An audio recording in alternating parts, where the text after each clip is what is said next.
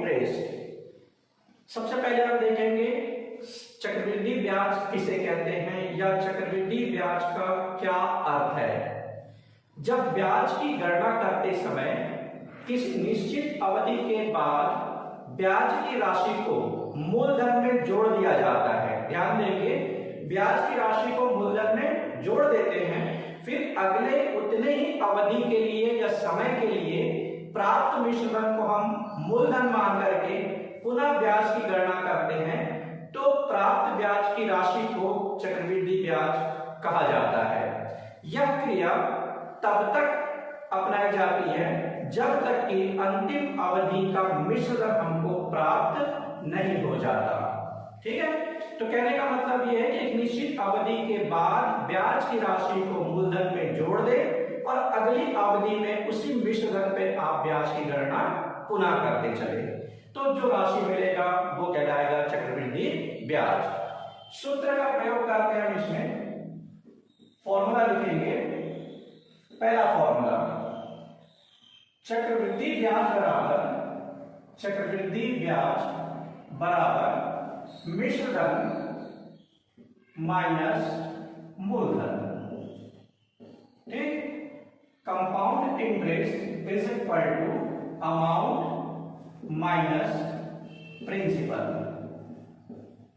अगर आपको दोनों राशि प्रश्न में दे दी गई है, मिश्रण भी दे दिया गया, मूलधन भी दे दिया गया, तो हम कैलकुलेट कर सकते हैं क्या चीज, चक्रवृद्धि ब्याज अंतर की राशि निकाल करके। दूसरा फॉर्मूला आप यूज करेंगे, मिश्रधन बराबर मूलधन, ब्रैकेट्स में लिखेंगे 1 प्लस 10/100 के घात समय, या फिर इसी फॉर्मूले को इंग्लिश में लिखेंगे तो हो जाएगा A is equal to P, A for amount, P for principal, 1 plus R for rate by 100, bracket के बाहर पावर में आ जाएगा NRT, नंबर ऑफ ईयर्स भी लिख सकते हैं, T फॉर टाइम भी मेंशन कर सकते हैं। ठीक है, तो ये सिर्फ दो फॉर्मूला, दो सूत्र आपको याद करने होंगे। आपका पूरा चैप्टर जो है चक्रवृद्धि ब्याज का वो आप आसानी से बना सकते हैं। ठीक है, और एक चीज ध्यान देंगे, यहां पर हम इस चैप्टर में 3 इयर्स या अप टू 3 इयर्स, 3 साल या 3 साल से कम या 3 साल तक के जो ब्याज ज्ञात करना है वो सिंपल मेथड से कैलकुलेट करेंगे। ठीक, यानी कि इस फॉर्मूले को लगा करके हल कर देंगे कैलकुलेटर यूज करते हुए।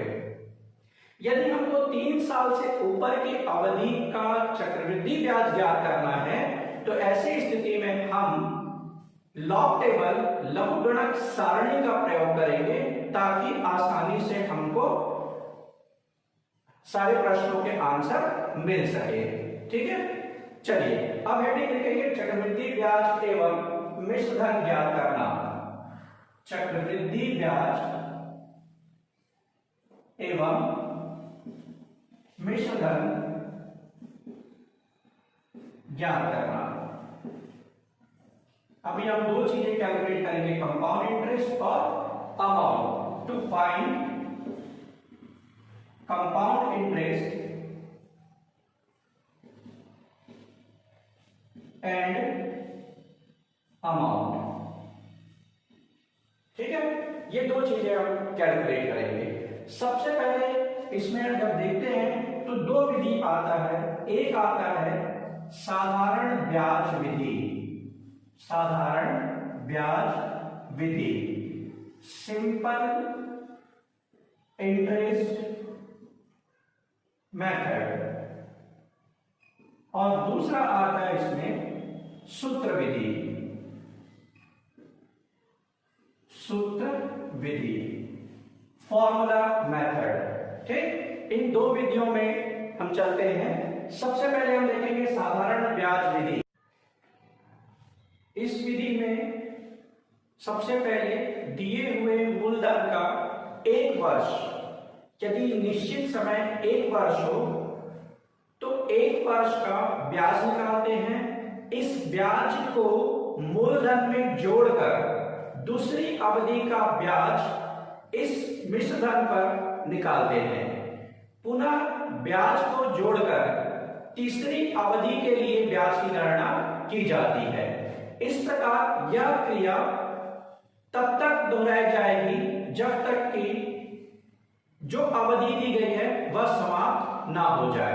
अंत में चक्रवृद्धि ब्याज की राशि को ज्ञात करने के लिए compound interest is equal to amount minus principal वाला फॉर्मूला लगा करके कैलकुलेट किया जाता है। ठीक है, हम एक उदाहरण के माध्यम से समझने का प्रयास करते हैं कि सिंपल इंटरेस्ट मेथड से कंपाउंड इंटरेस्ट कैसे फाइंड किया जाता है। ठीक है, तो चलिए एक उदाहरण लेते हैं। चलिए देखते हैं उदाहरण नंबर 1, एग्जांपल नंबर 1। और ये क्वेश्चन मैं आपके बुक से ले रहा हूं। Find the compound interest, find the compound interest and amount on rupees 640 640 रुपए फॉर 3 years 3 साल के लिए। अगर हम जमा करते हैं 85% per annum, 85% per annum interest rate बता रही है आपको bye simple interest method, bye simple interest method. Question एक बार फिर से देखेंगे। फाइंड द कंपाउंड इंटरेस्ट, हमको चक्रवृद्धि ब्याज ज्ञात करना है। किससे ज्ञात करना है? यदि मूलधन की राशि प्रिंसिपल 640 रुपीज हो, 3 years ड्यूरेशन बता रहे हैं, टाइम बता रहे हैं और 5% पर एनम इंटरेस्ट रेट हो। मेथड क्या है आपका? सिंपल इंटरेस्ट मेथड से सॉल्व करना है। तो इसमें आप 4 कॉलम बना लीजिए सॉल्यूशन के लिए। पहला ईयर आप शो कर दीजिए, 3 साल का है इसमें ड्यूरेशन। दूसरा आप ले लीजिए पहला ईयर, दूसरा आपका प्रिंसिपल, तीसरा सिंपल इंटरेस्ट का फॉर्मूला PRT/100 और लास्ट आप ले लीजिए इसमें अमाउंट यानी कि मिश्र दर। चलिए फर्स्ट ईयर में आते हैं। प्रिंसिपल हमारा कितना है? 640 रुपीज, 640 रुपए। मूलधन की राशि 640 रुपए। रेट है हमारा कितना? दर 5%, 5/100। टाइम चूंकि 1 साल क्वेश्चन में कहीं नहीं बता रहा है, तो 1 साल कंप्लीट होने के बाद जो ब्याज मिलेगा उस ब्याज को अगले साल हम जोड़ेंगे। तो टाइम 1 ईयर ले लीजिए 1 साल के लिए। तो कितना हो जाएगा? ये हो जाएगा, कैलकुलेट कीजिए कैलकुलेटर से, तो ये आ जाएगा आपका 32 रुपीज। ठीक है, 32 रुपीज क्या होगा? सिंपल इंटरेस्ट आपका। तो 32 प्लस 640 यानी कि हमारे पास कितना हो जाएगा? 672 रुपीज। 672 रुपए मेरा क्या हुआ? मिश्र दर। ध्यान देंगे एक बार, 640 रुपए मूलधन है, इसका 5% निकालेंगे तो 640 रुपए का 5% जो होगा वो 32 रुपए होगा। 32 रुपए को हम मूलधन में जोड़ेंगे इस पे, तो हमारा क्या हो जाएगा? 672 रुपए मिश्र दर हो जाएगा। अब ये तो 1 साल का हुआ। अब दूसरे साल में क्या होगा? तो दूसरे साल में इसी को मूलधन मान लेना, यानी कि 672 रुपए आपका क्या है? मूलधन की राशि है। तो मूलधन की राशि 672 रुपए 5% की दर से 1 वर्ष का ब्याज हम निकालेंगे। आप कैलकुलेटर यूज कर सकते हैं, कॉमर्शियल कैलकुलेटर आप यूज कीजिए और इसको कैलकुलेट करके देखिए, तो ये आ जाएगा 33 रुपीज और 60 पैसे, 33 रुपए 60 पैसे। अब मेरे पास कितना होगा? तो 33 रुपए 60 पैसे ब्याज है प्लस 672 रुपए मेरा अभी यहां पर मूलधन की राशि है। तो मेरे पास जो आंसर आएगा वो हो जाएगा 705 रुपए 60 पैसे। इन दोनों को जोड़ेंगे, ठीक है, तो कितना हो जाएगा 33 प्लस 672 705 और 60 पैसे वैसे वैसे कैरी हो जाएगा। तो ये आ जाएगा 705 रुपए 60 पैसे। ये 2 साल का हुआ हमारा। अब हम देखेंगे थर्ड ईयर में। तो ये जो सेकेंड ईयर का मेरा मिश्रण है, यही मेरे लिए थर्ड ईयर का बिगिनिंग जो होगा वो कहलाएगा 705 रुपए 60 पैसे मूलधन की राशि। ठीक, अब 705 रुपए 60 पैसे पर एक साल का हम और ब्याज निकालेंगे। ठीक, अब 705.6 इंटू 5/100 करेंगे कैलकुलेटर में, तो आपके पास आएगा 35 रुपए 28 पैसे। मतलब थर्ड ईयर का जो इंटरेस्ट होगा वो 35 रुपए 28 पैसे आ जाएगा। अब आपका मिश्रण कितना होगा? तो मूलधन की राशि है मेरे पास 705 रुपए 60 पैसे प्लस 35 रुपए 28 पैसे में और उस पर जोड़ दूंगा, तो मेरे पास जो आंसर आएगा 740 रुपए 88 पैसे आ जाएगा। ठीक है, तो मिश्रण कितना हो गया 740 रुपए 88 पैसे। 705 प्लस 35 740 और 68 पैसे, सॉरी 60 पैसे और 28 पैसे मिलाकर के 88 पैसे। तो ये हो गया मेरे पास टेबल में अमाउंट थर्ड ईयर में। अब मुझे कंपाउंड इंटरेस्ट निकालना है, तो compound interest is equal to amount minus principal. Amount minus principal, तो अमाउंट मेरे पास कितना है 740.88 और प्रिंसिपल मेरा कितना है एक्चुअल में 640 रुपए। 640 रुपए पहला मूलधन है और अंतिम मिश्रण आपके पास है 740 रुपए 88 पैसे। तो इस हिसाब से आपका कितना आ गया 100 रुपए 88 पैसे आपका चक्रवृद्धि ब्याज आ गया। ठीक, तो ये इस तरह से जब आप कैलकुलेट करेंगे तो इसको हम कहेंगे साधारण ब्याज विधि। हमने साधारण ब्याज के फॉर्मूले को लेकर के सॉल्व किया। ठीक है, चलिए अब देखते हैं दूसरा एग्जांपल।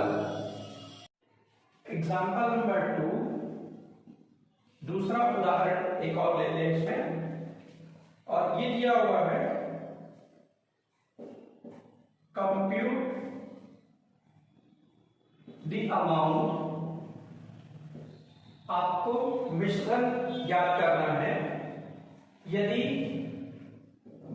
50,000 रुपए मूलधन की राशि हो और 5% प्रति वर्ष की दर से 5% पर एनम के रेट से कंपाउंड इंटरेस्ट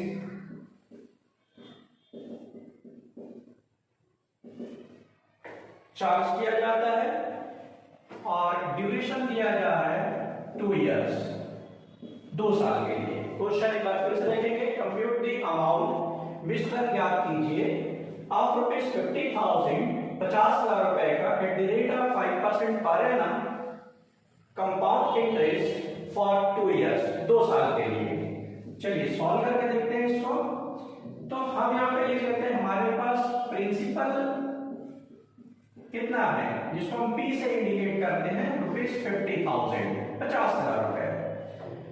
रेट क्या बता रहा है? रेट जिसको हम R से इंडिकेट करते हैं 5% पर एनम और टाइम दिया हुआ है जिसको हम T या N से शो करते हैं जो दिया जा रहा है 2 इयर्स। तो यहाँ पे फॉर्मूला लेंगे amount is equal to principal 1 plus R by 100 का पावर n। ठीक है, या दूसरा मेथड जो था फॉर्मूला मेथड उससे सॉल्व करके देख रहे हैं। ठीक, चलिए अमाउंट आपको कैलकुलेट करना है, फॉर्मूला में वैल्यू पुट कर लीजिए। अमाउंट मुझे पता नहीं, प्रिंसिपल दिया हुआ है 50,000 रुपए, 1 प्लस R 5%, टाइम दिया हुआ है 2 इयर्स। या फिर इसको क्या लिख सकते हैं A is equal to 50,000 bracket में। अब इसको सॉल्व करेंगे तो क्या होगा 100 इंटू 1 100 हो गया प्लस 5 यानी कि 105/100 100 का power 2। a is equal to 50,000। आप चाहे तो इसको डिवाइड कर सकते हैं, 5 से डिवाइड हो जाएगा, तो इसको क्या करेंगे, 5 2 जा 10 और 5 1 जा 5 और 5 2 जा 10 और 0 10 हुआ, ये आ गया 21/20। अब ये आ जाएगा a is equal to 50,000 into 21/20 into 21/20, ये आपके पास आ गया। 0 0 को हटा दीजिएगा, ठीक है। तो 500 इंटू 21 इंटू 21, या और डिवाइड करना तो आप डिवाइड कर सकते हैं इसको। तो आप कैलकुलेटर से कैलकुलेट कर लीजिए, 500 into 21 into 21 is equal to जितना आता है वो डिवाइड कर लीजिए 2 इंटू 2 4 से, तो आपके पास जो आंसर आएगा वो होगा 55,125। या आप कैलकुलेटर से करके देखिए 55,125 रुपए आपके पास होगा। तो ये हुआ फॉर्मूला मेथड से, सूत्र विधि से, ठीक है।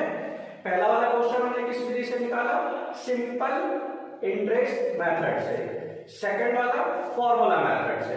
एक और क्वेश्चन हम देखते हैं फॉर्मूला मेथड से। चलिए अब देखते हैं थर्ड एग्जांपल, जो मैंने बोर्ड पे पहले ही दिया है। पुरोहित जी हैं जिन्होंने 5,000 रुपए 10 वर्ष के लिए लिया है चक्रवृद्धि ब्याज की दर से, और ब्याज की दर जो है वो पहले 2 वर्ष तक 3% रहेगा, अगले 3 वर्ष तक 3.5% होगा, और लास्ट 5 इयर्स के लिए है 4%। मैं यहां पर एक लिख देता हूं, principal is equal to ₹5,000, rate is equal to first 2 year के लिए बता रहा है 3% पर एनम, नेक्स्ट देखेंगे नेक्स्ट 3 इयर्स के लिए बता रहा है 3.5% पर एनम, और फिर आगे दिया जा रहा है लास्ट 5 ईयर के लिए 4% पर एनम। ये 3 आपको इंटरेस्ट रेट आपको दिया हुआ है क्वेश्चन में, 3%, 3.5% and 4%, 2 years, 3 years and 5 years. ये हो गया टोटल 10 इयर्स, इसका ड्यूरेशन कितना है 10 इयर्स। आपको कैलकुलेट क्या करना है, तो आपको कैलकुलेट करना है अमाउंट, मिश्र दर, ठीक है। तो चलिए रेट आपके पास है, टाइम इज इक्वल टू आप ले सकते हैं 10 इयर्स टोटल। फॉर्मूला हमारा फॉर्मूला मेथड से कैलकुलेट करेंगे, a is equal to p1 plus r by 100 का पावर n। वैल्यू पुट कर दीजिए, तो a हमको कैलकुलेट करना है, p हमारे पास है 5,000 5,000, 1 प्लस दर। अब देखो 3 अलग अलग रेट आपको दिया जा रहा है, तो मैं इस ब्रैकेट्स के अंदर 3 बार अलग अलग नंबर्स को लूंगा, ठीक है। कैसे, तो आप देखेंगे फर्स्ट ईयर के लिए कितना है 3%, तो 3/100 हो गया। ये कितने वर्ष के लिए, 2 वर्ष के लिए, तो टाइम कितना हो गया 2 इयर्स। ये पहला वाला पार्ट खत्म हुआ। फिर दूसरे वाले को लेते हैं, 1 प्लस 3.5 3.5% है,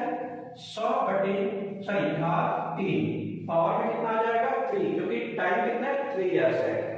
थर्ड में आते हैं, 1 प्लस यहां पर रेट है 4% और टाइम कितना है 5 इयर्स, ठीक है। तो अलग अलग रेट अलग अलग वर्षों में दिया जाए, तो इस तरह से आप कैलकुलेट करेंगे। अब यहां पर हम लॉग टेबल यूज करेंगे, ध्यान देंगे। और लॉग टेबल जो मैथमेटिक्स की बुक आप पढ़ रहे हैं उसी मैथ्स की बुक में लास्ट में मिलेगा ये। और लॉग टेबल कैसे लिखते हैं वो चलते हैं, पहले हम उसको सॉल्व कर लेते हैं आगे। तो a इज इक्वल टू 5,000, इसको हम क्या लिख सकते हैं, 100 इंटू 100 हुआ, प्लस 3 यानी कि 103/100 हो गया ये पावर 2। इसी तरह से ये क्या हो जाएगा 103.5/100 का पावर 3, और इसका 104/100 का पावर 5। क्लियर हो गया, ये समझ में आ रहा है इतना। अब इसको हम डिवाइड करते हैं 100 से, इसको 100 से डिवाइड कर दें, इसको 100 से डिवाइड कर दें, इसको 100 से डिवाइड कर दें, तो क्या होगा a इज इक्वल टू 5,000 और इसको 100 से डिवाइड करेंगे तो 1.03 का पावर 2 हो जाएगा 100 से डिवाइड करने से।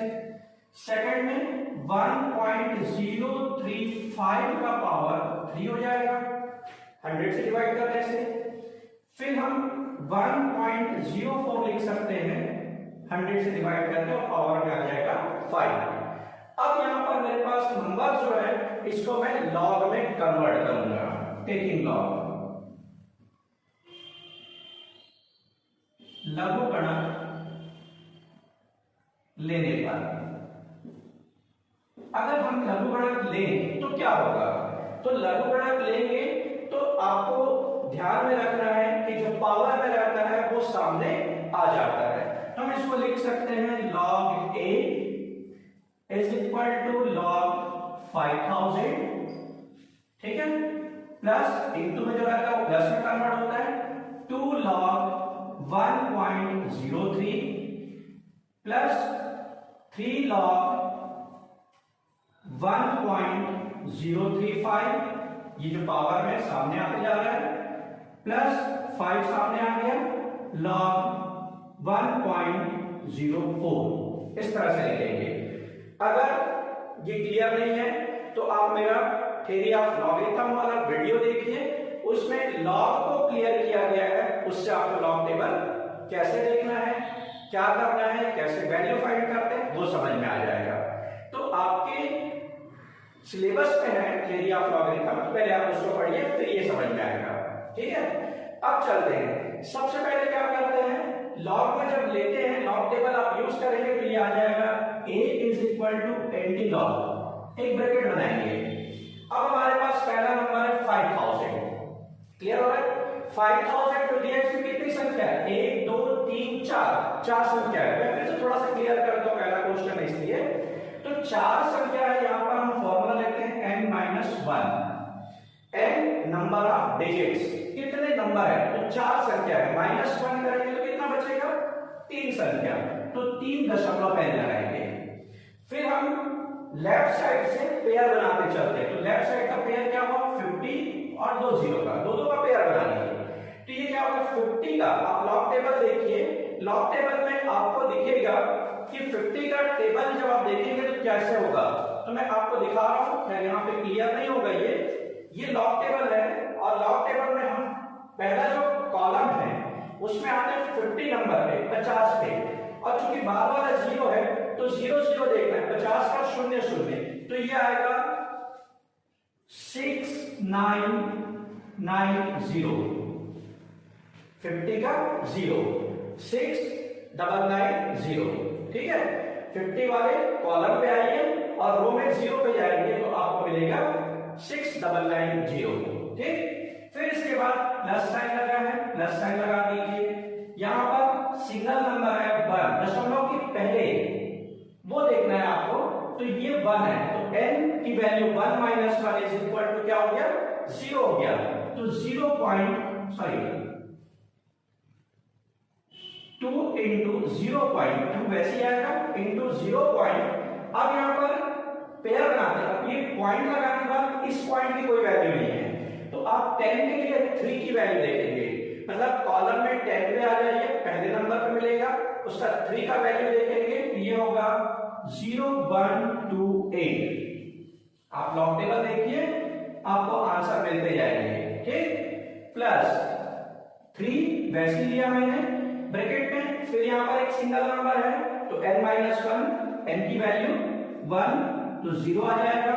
अब यहां पर 10 के लिए 3 और मिन डिफरेंस 5, 10 के लिए 3 पे जाइए और आगे चलेंगे तो मिन डिफरेंस मिलेगा जिसकी वैल्यू आपको देखना है 5, और दोनों वैल्यू को आप जोड़ दीजिए तो आपके पास आंसर आएगा 0149, कितना आएगा 0149।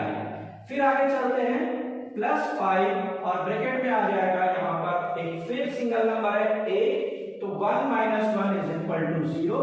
अब यहां पर देखना है 10 के लिए 4 की वैल्यू, तो ये आता है 0170, ठीक, क्लियर हो गया यहाँ तक। अब क्या करना है, ये वैल्यू आपका वैसे ही आ जाएगा, ये दोनों वैल्यू को मल्टीप्लाई होगा, ये दोनों वैल्यू को मल्टीप्लाई करेंगे, इन दोनों वैल्यू को मल्टीप्लाई करेंगे। अब एक बार ऊपर का क्वेश्चन लिख लीजिए, फिर मैं इसको हटा करके आगे बता रहा हूं, मैं नोट कर लीजिए।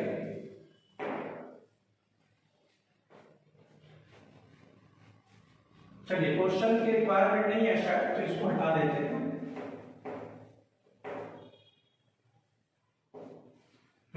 इसके आगे कंटिन्यू कर रहा हूं मैं।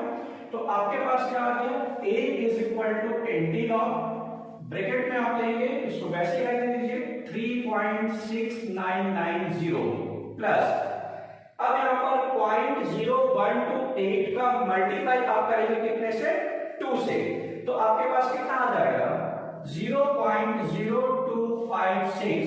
कैलकुलेटर से मल्टीप्लाई करके देखिए, आपको ये डिजिट्स मिलेंगे। फिर आपके पास आ रहा है 0.0149, ध्यान देंगे, 0.0149 का मल्टीप्लाई कितने से करना है, 3 से करना है, तो 3 से जब मल्टीप्लाई करेंगे तो आपके पास आंसर आएगा 3 से मल्टीप्लाई करेंगे तो 0.447, ठीक है, कितना हो जाएगा ये, 447, मल्टीप्लाई करके देखिए इसको। फिर इसके बाद 5 का मल्टीप्लाई करना है 0.0170 से, तो 0.7 इंटू 5 ये हो जाएगा 0.85, कितना होगा ये, 0.085 होगा।